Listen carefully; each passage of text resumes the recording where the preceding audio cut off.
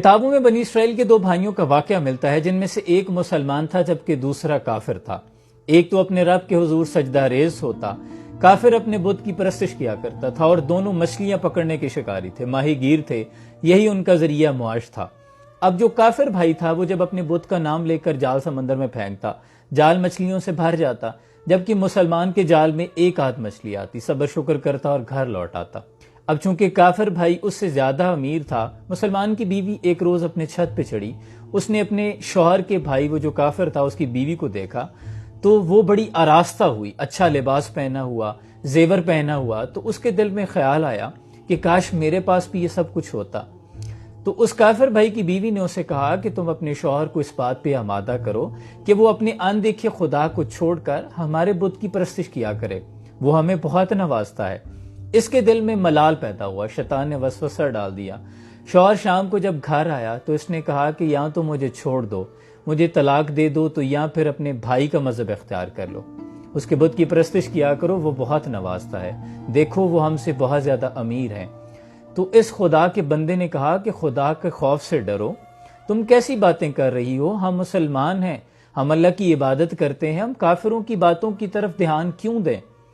تو وہ چونکہ دنیاوی لذتوں میں آ چکی تھی، اس کے دل میں وسوسے پیدا ہونے لگ گئے تھے، اس کو دیکھ کر سونے جواہرات اس کی آنکھوں میں چمک آ گئی تھی۔ اس کی بیوی نے بہت زیادہ اصرار کیا تو وہ کہنے لگا کہ اچھا صبح ایسا کروں گا کہ میں منڈی چلا جاؤں گا، کوئی اور مزدوری تلاش کروں گا، کیونکہ بہت زیادہ مچھلیاں نہیں پکڑ پاتا، تو میں اس کے بجائے کوئی اور پیشہ اختیار کر لیتا ہوں، اور میں روزانہ کی بنیاد پر 2 درہم لا کر تمہیں دے دیا کروں گا، تم اس سے اپنی ضروریات پورا کر لینا، جو تم چاہتی ہو وہ خرید لیا کرنا۔ اس پر بیوی نے سکھ کا سانس لیا، رضامند ہو گئی۔ اگلے روز صبح ہی وہ اٹھا اور منڈی کا رخ کر لیا۔ اب اس بندہ مومن نے سارا دن روزی کی تلاش میں ادھر ادھر چکر کاٹے، لیکن کہیں بھی اسے کوئی مزدوری نہ ملی۔ اب اسے جب کہیں سے کوئی مزدوری نہ ملی تو تھک ہار کے ایک دریا کے کنارے گیا، وہاں بیٹھ گیا، اپنے رب کے حضور سجدہ ریز ہو گیا، نمدیدہ آبدیدہ آنکھوں کے ساتھ اس سے رزق کی التجا کرنے لگا۔ رات ڈھل گئی، اندھیرا ہوا، گھر واپس آیا۔ بیوی نے پوچھا تم دن بھر کہاں تھے، کہاں ہے تمہاری اجرت؟ تو کہنے لگا کہ میں نے ایک ایسے بادشاہ کے ہاں نوکری اختیار کر لی ہے کہ بادشاہ نے مجھ سے 30 دن مزدوری کا وعدہ کیا ہے کہ 30 دن کام کرو پھر تمہیں اکٹھی اجرت دوں گا۔ بیوی نے کہا یہ کیسا بادشاہ ہے؟ تو کہنے لگا کہ وہ بادشاہوں کا بہت بڑا بادشاہ ہے، اس کے پاس بہت زیورات ہیں، وہ بڑا مالدار ہے اور بڑا کریم ہے، اس نے مجھ سے 30 دن کا وعدہ کیا ہے۔ بیوی رضامند ہو گئی۔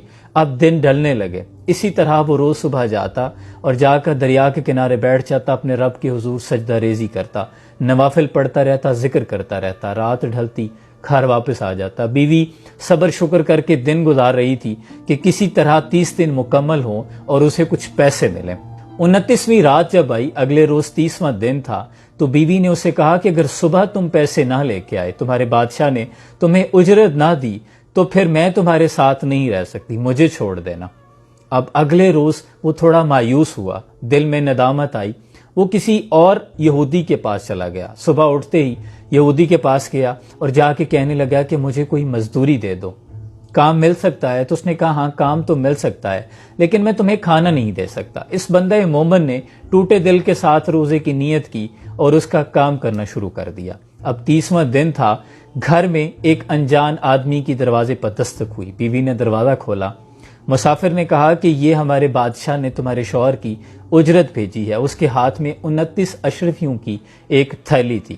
اس نے کہا تمہارے شوہر نے 29 دن بادشاہ کا کام کیا ہے، لیکن آج وہ بادشاہ کی نوکری چھوڑ کر ایک یہودی کے پاس چلا گیا ہے۔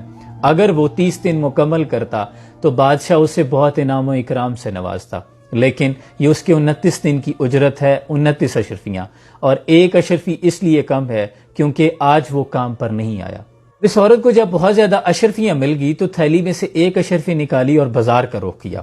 سونار نے جب اس اشرفی کو چمکتے ہوئے دیکھا، خوش ہو کر بدلے میں 1000 درہم دے دیے۔ اس نے بازار میں سے اپنی ضرورت کی تمام چیزیں خریدی، اچھے لباس خریدے، زیورات خریدے، خوش ہو کر سامان لے کر گھر پہنچ گئی۔ شوہر کا انتظار کرنے لگی۔ مرد مومن جب تھکا ہارا شام کو گھر واپس آیا تو کہنے لگی تم آج کہاں تھے؟ اس نے کہا میں یہودی کے ہاں مزدوری کر رہا تھا۔ اس نے کہا تم نے اپنے بادشاہ کو کیوں ترک کر دیا؟ وہ تو بہت مہربان تھا۔ اس نے پھر اشرفیوں کا ماجرا بیان کیا۔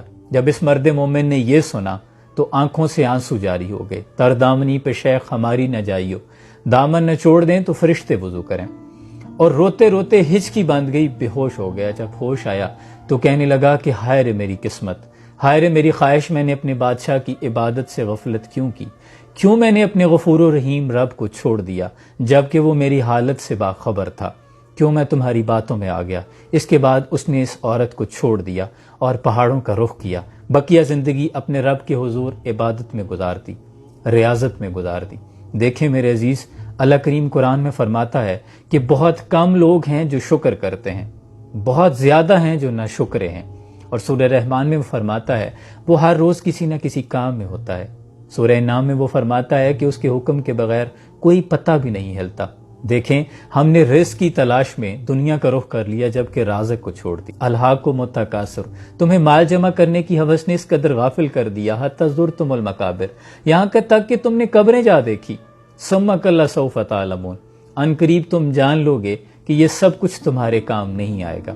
اللہ کے ہر کام میں کوئی نہ کوئی حکمت پوشیدہ ہوتی ہے۔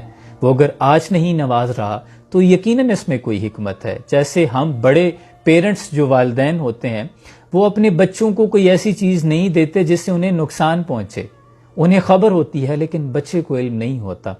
اس لیے شکر کا دامن نہ چھوڑیں۔ وہ اپنے بندے کو آزمائش میں مبتلا ہی اس لیے کرتا ہے کہ وہ دیکھ سکے کہ وہ کتنا شکر کرتا ہے۔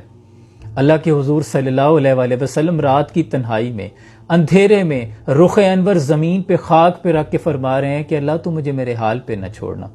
وہ اگر آپ کو آپ کے حال پہ چھوڑ دے تو پھر آپ دنیا میں بھٹکتے پھریں، اور دنیا محض کھیل تماشے کے سوا کچھ بھی نہیں۔ اگر تم فنا فی العشق ہونے کو بربادی سمجھتے ہو تو پھر یہ طے ہے کہ تم دنیا کو بنیادی سمجھتے ہو۔ اللہ کریم سے دعا ہے اللہ ہمیں ناشکروں کی بجائے شکر کرنے والوں میں شمار کرے، اور شکر کرنے والوں کو وہ بہت نوازتا ہے۔